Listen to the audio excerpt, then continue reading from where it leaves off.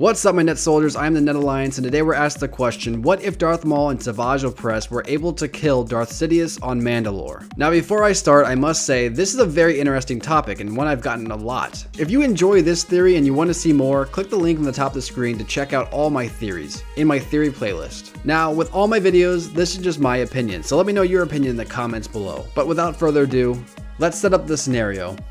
We are on Mandalore. Both Darth Maul and Savage Opress have engaged Darth Sidious in combat. Their fight goes the same as it does in the Clone Wars. In the show, Sidious tossed Maul away and singled out the less experienced Savage. From there, Palpatine was able to finish him off rather quick. Darth Sidious then turned his attention to Maul, and after a brief duel, Palpatine defeated Maul, taking the Sith Lord away with him. But what if Sidious didn't win? What if he died? Let's explore this theory. So Savage and Maul are fighting Palpatine. The same scenario goes down, except Savage managed to actually hold his ground a little longer, allowing Maul to jump into the fight again. The fight got closer to the abyss, and Maul was kicked off the edge, grabbing onto a small gargoyle protruding from the cliffside. Palpatine then slashed Savage across the chest with his lightsaber, then used a powerful force push to throw the yellow Zabrak against the nearby wall, knocking Opress out. Palpatine walked to the edge, looking down to see Maul hanging from the gargoyle. Your brother has fallen, Maul. Accept your fate and surrender to me. Maul looked up to the Dark Lord. I've done this for you. All of this is for you. Why do you betray me? Sidious slashed the cliff's edge with his lightsaber. The resulting sparks began to burn Maul a little. You betray me by not dying, Sidious claimed as Savage regained his consciousness and retrieved his lightsaber. You are my greatest achievement, Maul, and for that, you must die. Sidious prepared to electrocute Maul as Savage jumped behind him. Palpatine sensed the attack and turned to send Force Lightning at Opress. Savage managed to block the lightning long enough for Maul to detect where he dropped his lightsaber. However, Savage was soon overpowered by Sidious's lightning and began to get shocked by him. Maul used the Force to throw himself upon the edge, pulling his lightsaber back to his hand. Now you die, Sidious claimed, continuing to shock Savage. No, Maul says, landing behind Palpatine. Sidious was quick enough to turn around, slashing his blade at Maul. But Maul had already predicted this and jumped over Palpatine's head, landing between Sidious and Savage. You die, Maul demanded, slashing Sidious across the stomach, just like Obi-Wan did him so long ago. Sidious stumbled backwards towards the edge as he looked into Maul's eyes, both Sith Lords realizing the situation. In Maul's mind, he had built this militia to appease Sidious, but with Sidious out of the way, what were he to do now? But to Palpatine, all he could think about was his reign. What he had worked so long for, it was all for nothing. Palpatine reached the edge. The last thought on his mind was, everything I built crumbled by my own hand, as he stumbled off the cliff, splitting in half on the way down. So with Maul and Savage alive and Palpatine dead, how much of the galaxy will change? Let's take a look at a few things. Starting off with the Zabrak brothers. What do? I propose, since Maul is the leader of the Mandalorians, I feel he'd try to expand his new empire. I could see Maul, Savage, and the rest of the Mandalorians capturing more planets, getting more followers, perhaps even gathering more Force wielders. And if Darth Maul could gather more Force wielders, I think he would be able to train his own Sith Order, which I don't think he'd be against at all. For the Republic, I don't think anyone would really know what happened to Palpatine. He'd just kind of disappear. And of course, there would be speculation that he was killed or kidnapped or whatever, but eventually they would have to elect a new Chancellor, especially in times of war. And people seem to like Bail Organa. I think he actually came in second behind Chancellor Palpatine in his vote, so I'm gonna guess that he'd probably be the next Chancellor. So we'll say he was voted in. Now, without Palpatine manipulating both the Republic and Separatists, Dooku would take full control of the Separatists. With his droid forces, I think Dooku and his allies would eventually take out the Republic.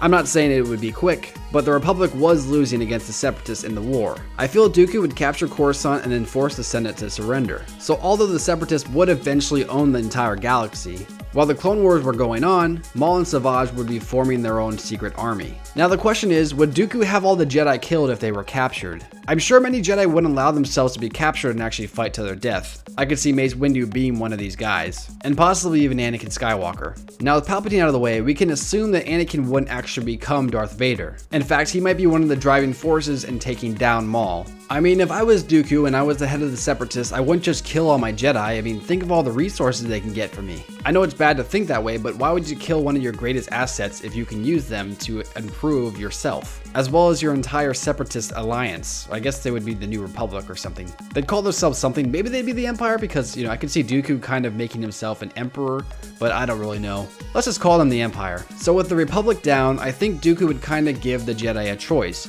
Either fight under him, or die, or just be in jail for the rest of your life. And although Dooku and Anakin have some bad blood, I could honestly see Dooku trying to get Anakin to join his side because Anakin is super powerful. And although the Jedi are given a choice, I feel Jedi like Obi-Wan and Yoda would just kind of not be part of it. They'd rather be in prison instead of out there fighting for the Separatists, or the new Empire. Now that Dooku is the Emperor and he has his own new Empire, he has the droids at his disposal, he has the surrendered clones at his disposal, and he has a Jedi who decided to fight with him at his disposal. Now think of Dooku, sure he might have been a Sith, but he wasn't that bad of a guy, he was just doing what he thought was right. He wasn't like Emperor Sidious, he didn't want full power over everything, he just wanted to make things right. So although I could see the power kind of getting to Dooku's head, I do think that deep down he is a noble man, I do think he would try to make things better for everybody. Especially since he showed mercy to the Jedi, the entire new Empire might see him as a good guy because of this. Even if he isn't, I'm pretty sure he would use that on his side and to gain political influence among his peers. Now this is where it gets kind of interesting in my opinion. So for all these years, Maul has been forming his own empire of the Mandalorians and eventually would attack the main empire, which is Dooku's. Now how they would fare, that'd be tough because Dooku would have a limitless amount of forces. But if Maul has a bunch of super tough Mandalorians and a bunch of trained Sith, he might be able to stand a chance. At least if he does guerrilla warfare type stuff. In an open battlefield, he might be crushed, but if he relies on sneaky combat kind of like barbarians, he can slowly chip away at the Empire. Now eventually I do think a battle may culminate between the two forces, and in the end Dooku probably would win due to his sheer amount of forces, but it is tough to say. What's up, Net Soldiers? I am Ned Alliance. Today we're asked the question, what if Maul killed Obi-Wan Kenobi on Tatooine in Star Wars Rebels? Now I know this is a fairly recent one, but you guys asked for it, so here it is. Let's begin. On Tatooine, under the night sky, the stars bear witness to a confrontation of legends. Obi-Wan Kenobi and his arch nemesis, Maul, stare each other down, lightsabers drawn. Perhaps you're protecting something, Maul said with a curious grin. No. Protecting someone. Obi-Wan stood in his Form 3 stance for a second, then switched to his former Master stance. Maul sized up Kenobi's saber form. He remembered it from before, and decided to do the same move that killed Qui-Gon. And as we know, Maul assaults Obi-Wan, attempting the same maneuver he used on Qui-Gon, and it fails. Obi-Wan sees the attack coming from a mile away and strikes Maul down, once and for all. However, what if something else happened? What if Maul actually did kill Kenobi? Let's explore. So you can tell from the episode, Obi-Wan sprung a trap for Maul and he fell into it. But although I don't personally think Maul would be so naive, I guess walking around the desert for a couple days with what seems to be little to no water could cause Maul to be weakened and delirious. Now with that said, let's say Maul was at his peak of power in terms of his age, and was well nourished and rested. So right away, I'm just gonna say this. I honestly don't believe Maul would have fallen for the trap that Kenobi set. In fact, I think he would have instantly saw through it, and he would have planned to counter it or even work with it. So the same fight would go down, with Kenobi thinking that Maul fell into his trap. However, when Maul goes to knock Obi-Wan in the head with his lightsaber hilt, he quickly dodges out of the way of Obi-Wan's slash, spinning around Kenobi and delivering a blade right through the old Jedi's back, killing Obi-Wan. So with Obi-Wan dead, what would happen next? Let's explore a little further. Well, right away, I'd say Maul would probably seek out this someone Obi-Wan was protecting. And I'm sure Maul would go to Kenobi's hut and find some type of clue to who it is. Now I'm going to guess, since Obi-Wan was alone for so many years, I'm sure he wrote down some of his stories, some of his memories, something at least to kind of reveal that Luke is this person he is hiding. Perhaps Obi-Wan had a diary of sorts on a datapad or something, where he talked about Luke and his aunt and his uncle and where the lightsaber came from that was originally Anakin's. And from the explanations and the stories written in this diary, Maul could figure out the whereabouts of Luke Skywalker. Now, this episode is set in 2 BBY, so 2 years before A New Hope. And in A New Hope, Luke is 19. So at this point in time, he would be 17. Yay, math. So it's possible to assume that Maul would wait for Luke to go to the Tashi station with his friends, like he mentions in A New Hope. So when Luke leaves, this is when Maul would make his move. Maul approached the moisture farm, coming to the building's front doorway. He knocked on the door. The door opened to reveal an older woman, who Maul knew as Beru from Kenobi's datapad. "Hello," she said in a kind voice. "Can I help you?" "Actually, yes," the Zabrak said in a calm tone. "Is your husband and son home?" "Well, Owen's in the backyard," she said with hesitance. "Should I get him for you?" There will be no need for that. He's next after you. What do you mean? Before Baru could even finish her sentence, Maul stabbed her with a lightsaber, killing the woman. He then grabbed her body and dragged her to the back door. Maul saw Owen working on some power ports and walked to his side, dropping Baru's corpse right in front of him. Owen turned to see this sight. Baru? What happened? What did you do? What does it look like? Maul said, grinning. I killed her, and I need your bodies near each other to make this look convincing. Convincing? Owen said with confusion. He began to put the pieces together in his head, and then he realized, You've come for Luke. A smile appeared on Maul's face. You're a wise man, Owen. Not like that Kenobi. Kenobi? Owen questioned. You killed Kenobi. In fact, I did. And he was even trying to protect the boy. Pitiful.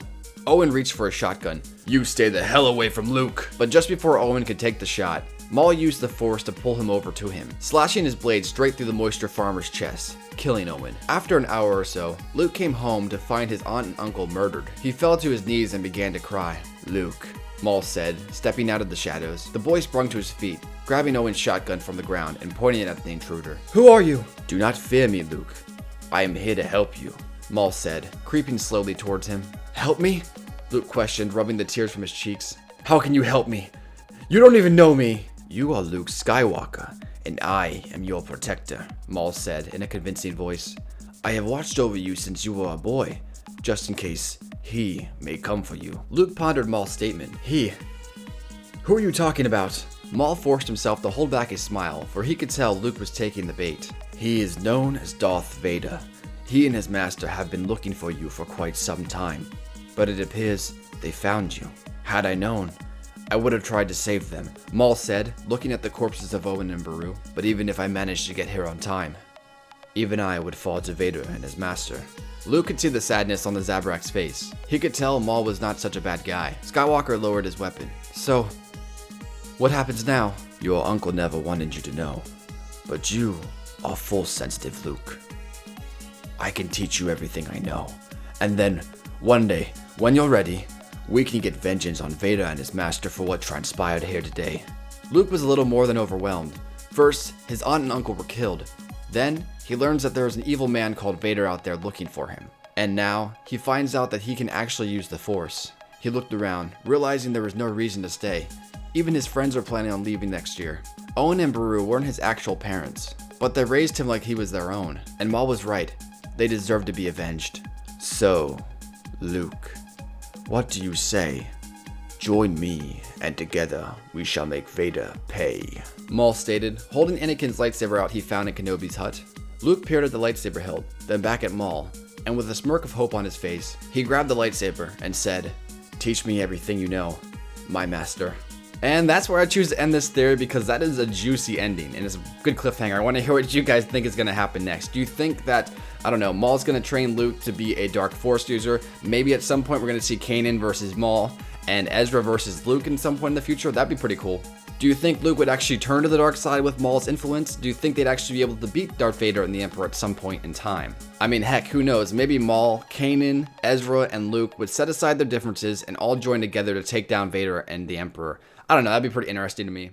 What's up, Net Soldiers? I am Net Alliance, and today we asked the question, what if Maul's death wasn't awful? Now, before you go getting all angry at me, let me just clarify, I'm not particularly saying Maul's death was awful, and people who defend it have no idea what they're talking about. I'm not saying that at all. I'm just trying to come up with a solution to appease all the fans rather than split the fan base in half like Maul's death did. That means I urge you to watch to the very end and form your own opinion after. So I guess the real question I'm asking is, how would I write the fight? So whether you liked the Obi-Wan and Maul fight or you didn't like it, you can't deny the outcome really did split the fan base. Upon my first viewing, which I actually did a video reaction to, I'll put a link on the top of the screen here, I even went as far to say that the writers had no idea how to write a story. However, although I have kind of warmed up to the conclusion of the fight, I still think it could have been better. Now, what I mean by this is at first I was mad because Maul died way too easy, but after I considered his circumstances, I became somewhat on board with how he actually died. For Maul was wandering Tatooine for what seemed to be a while, with what seemed to be little to no food or water, so his stamina as well as his mental health was very weak. So when he finally faced Kenobi, he was clearly in no shape to actually have a good battle. And of course, Obi-Wan could see this and shifted his fighting form to Qui-Gon's stance in order to trick Maul. And so, Maul, fatigued and delirious, charged Kenobi, attempting the same move he used to kill Qui-Gon. And as we know, Kenobi saw the attack coming and struck Maul down. Now, after reading some comments and looking at some forums, it almost seemed like all the Kenobi fans were 100% okay with it. Because, well, Obi-Wan is awesome and he deserves to look really great, which is true. He is strong. He should look strong. In fact, in Rebels Recon, which is a Rebels YouTube channel where you can go behind the scenes and check out what the staff is doing behind Star Wars Rebels, so it's a pretty cool channel if you want to go check that out. But what I noticed is from the Twin Sun episodes, they just kept talking about how much they wanted to show just how skilled and how powerful Kenobi was, which makes sense. He held his own against Vader in A New Hope, so they should show how strong he is. However, I feel that they were so preoccupied with showing just how badass Obi-Wan was, that they ended up making Maul look kind of like a chump, which is still my reason for being against it. And that's the main point I'd like to make to all the people who loved the fight and didn't understand why others did not. They automatically assume we're mad because Maul died, which is not true at all. I'm not mad at the fact Maul died. I'm mad at how he died. You see, Maul had survived for so long and had become so powerful over the course of the TV shows, he even became one of my favorite characters. And every scene we saw him in, he stole the show. In fact, Maul's resurrection was the whole reason why I got into the Clone Wars TV show in the first place. So the fact Maul didn't actually have to die, and it definitely seemed that he and Ezra were getting close, his death just seemed unwarranted. And when I say unwarranted, I mean he didn't have to die yet. I was honestly looking forward to a duel between Vader and Maul, a fight fans have been debating for over a decade now. And when Maul was revealed to be alive in Rebels, it seemed that hope was there. Perhaps the fans could finally see this epic dark side clash they've been clamoring for forever. But no, we won't see this fight, because they decided to kill off Maul. I just think that there's so much more that Maul could have done, and honestly his death at the end of season 3 didn't need to happen. We could have saw him do much more stuff, and it almost seemed like the writers kind of wrote themselves into a hole and they're like, well, we gotta get rid of Maul somehow.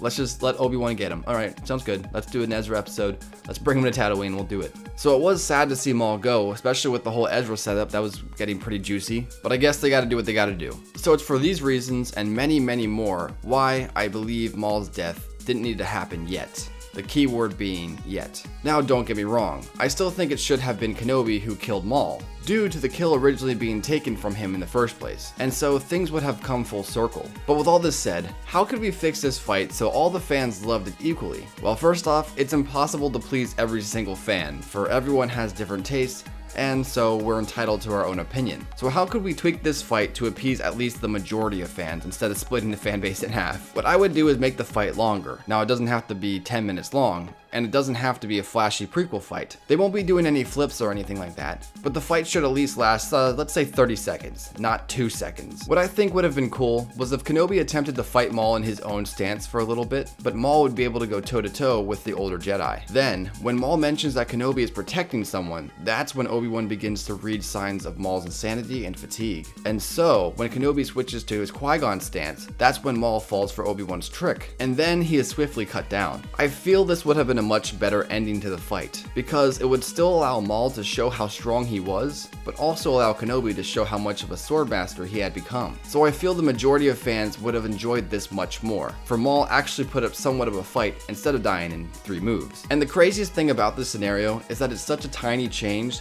that it would have made a massive difference overall. But of course, that's just my opinion. What is your opinion on this? Did you like the fight? Did you not like the fight? How would you rewrite the fight to make it more appeal to everybody? Let me know in the comments below. Please remember to like and subscribe for more videos, you guys. And until next time, I'll see you tomorrow. Peace.